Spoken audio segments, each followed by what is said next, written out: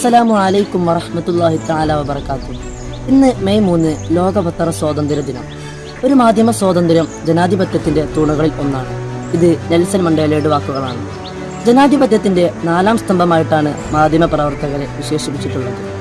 ഓരോ മാധ്യമ പ്രവർത്തകരും ഓരോ സംഭവങ്ങളുടെ സത്യം തെളിയിക്കാൻ വേണ്ടി സ്വന്തം ജീവന് പോലും പണയം നിർത്തുന്നവരാണ്. അവരുടെ കഠിനാധ്വാനത്തിനെ അഭിനന്ദിക്കാനായി എല്ലാ വർഷവും May 3 world press freedom day ആയി ആചരിക്കുന്നു.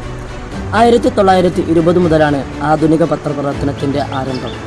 ലോകപത്ര സ്വാതന്ത്ര്യ ദിനാചരണം തുടങ്ങിയിട്ട് ഇന്നത്തേക്ക് 31 വർഷം തികയുകയാണ്.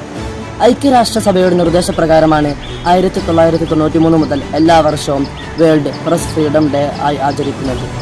ഈ ലോകത്ത് ഇന്നും പല മാധ്യമ പ്രവർത്തകരും വളരെ പ്രയാസപ്പെട്ടാണ് ഓരോ സംഭവം വേണ്ടി ഇന്നത്തെ ബിഗ് സലൂട്ട്. അസ്സലാമു അലൈക്കും വറഹ്മത്തുള്ളാഹി തആല വബറകാതുഹു.